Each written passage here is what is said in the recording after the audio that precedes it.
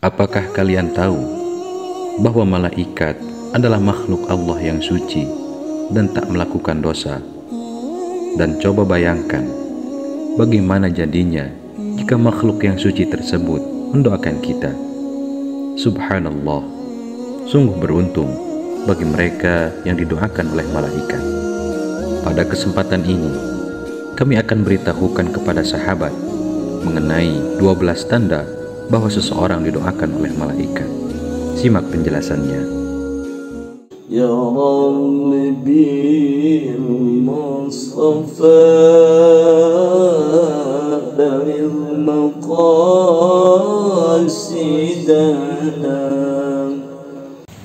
Assalamualaikum warahmatullahi wabarakatuh. Segala puji bagi Allah, Zat yang Maha Suci. Sholawat beriringkan salam, semoga selamanya tercurah limpahkan kepada junjungan kita Nabi besar Muhammad sallallahu alaihi wasallam. Allahumma salli ala Muhammad wa ala alihi wa sahbihi ajma'in. Harapan kita panjatkan, semoga Allah menitipkan umur yang panjang, murah rezeki yang halal dan berkah, tercapai segala cita-cita, dan semoga kita semua termasuk salah satu golongan yang didoakan oleh malaikat. Amin ya Allah ya Rabbal Alamin. Sahabat Aisyah official yang diridhoi Allah, kita semua mengetahuinya bahwa Allah menciptakan malaikat dari cahaya dan tidak diberi hawa nafsu seperti manusia. Maka sudah pasti malaikat terjauh dari perbuatan dosa, dan siapapun pasti beruntung dan menginginkan apabila malaikat mendoakan kita. Sudah tentu bisa menjadi wasilah terkabulnya doa serta tercapainya sebuah hajat dan cita-cita kita. Maka siapa saja orang yang didoakan oleh malaikat tersebut? Yang pertama, orang yang duduk untuk menunggu waktu sholat.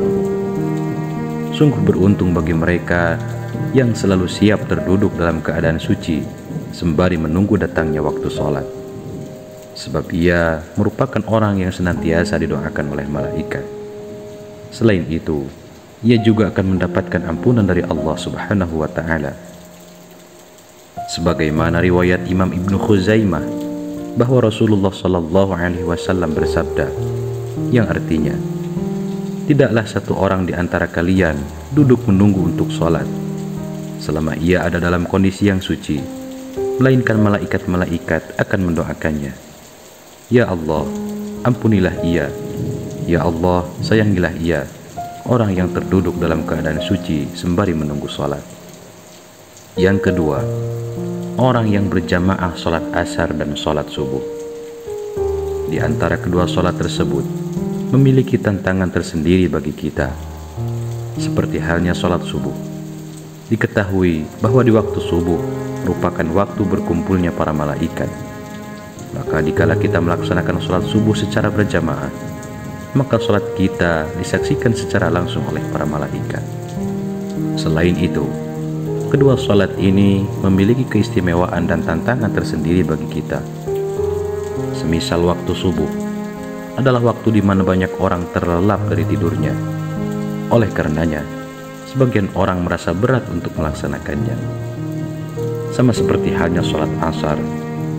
Di waktu ini, biasanya orang-orang baru selesai dari pekerjaan atau aktivitas lainnya, sehingga juga banyak orang yang merasa berat untuk melaksanakan karena lelah. Maka tak heran, salah satu keistimewaan dari melaksanakan kedua sholat ini secara berjamaah, ia akan didoakan oleh para malaikat.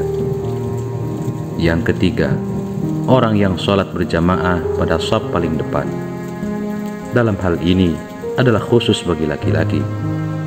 Apabila seorang laki-laki melaksanakan sholat berjamaah di masjid dan mengambil pada shaf paling depan, maka ia akan mendapatkan keutamaan yang luar biasa dari Allah Subhanahu wa Ta'ala.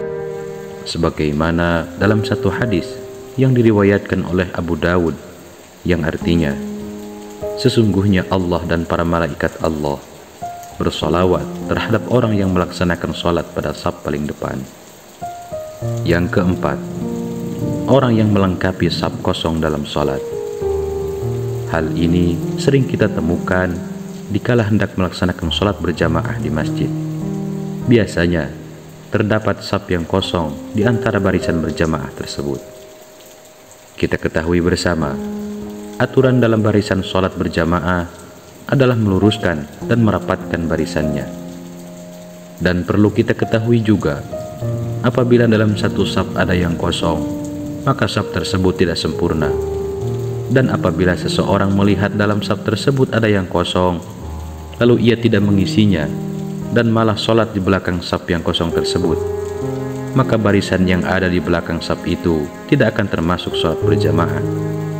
Dan hal yang paling dikhawatirkan, apabila saf dibiarkan kosong, selain merusak kesempurnaan berjamaah, juga saf tersebut akan diisi oleh setan. Dan disebutkan bahwa orang yang melengkapi barisan sholat yang kosong, ia akan didoakan langsung oleh Allah dan malaikatnya. Sebagaimana dalam hadis yang diriwayatkan oleh Ibnu Majah, Rasulullah Shallallahu Alaihi Wasallam bersabda, yang artinya, sesungguhnya Allah dan para malaikat Allah senantiasa mendoakan orang-orang yang melengkapi atau menyambung saf-saf dalam sholat. Siapapun orang yang mengisi bagian saf yang kosong, akan Allah angkat derajatnya satu tingkat. Yang kelima, orang yang mengaminkan fatihahnya imam. Di dalam melaksanakan sholat berjamaah, terkhusus diantaranya sholat maghrib, sholat isya, dan sholat subuh, seorang imam mengeraskan bacaannya dalam membaca fatihah dan surat lainnya. Dan di saat imam selesai membaca surat Al-Fatihah dan mengucapkan amin, maka makmum pun disunnahkan juga mengucapkan amin. Dan siapapun yang mengaminkan fatihahnya imam, maka ia akan diampuni dosanya, dan saat itu pula malaikat juga ikut membaca amin. Sesuai dengan hadis yang diriwayatkan oleh Imam Bukhari, bahwa Rasulullah Shallallahu Alaihi Wasallam bersabda, yang artinya, apabila salah seorang di antara kalian membaca amin, dan pada waktu yang bersamaan malaikat langit pun membaca amin, sehingga keduanya membacanya secara bersamaan, maka dosa yang telah berlalu akan diampuni.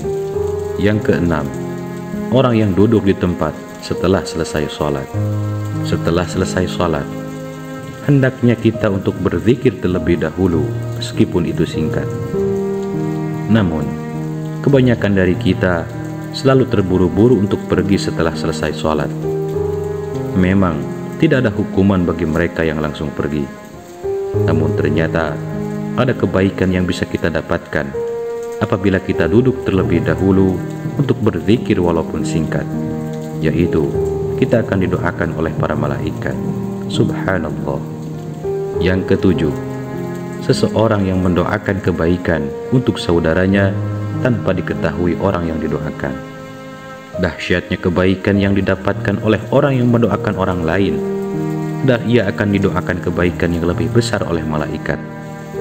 Oleh karena itu, di saat kita mendoakan orang lain, janganlah mendoakan keburukan, sebab hal itu akan menjadi bumerang bagi kita.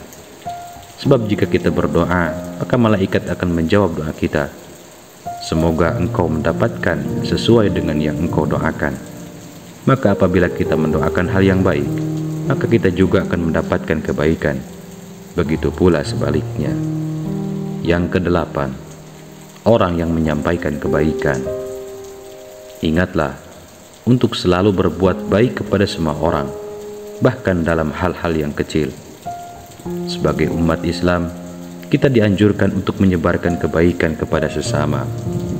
Hal ini tidak hanya memberikan pahala bagi kita, tetapi juga mendatangkan doa dari malaikat. Dengan melakukan kebaikan, kita turut berdakwah dan mencegah orang lain dari tindakan buruk. Ini adalah suatu hal yang sungguh luar biasa dan bernilai besar.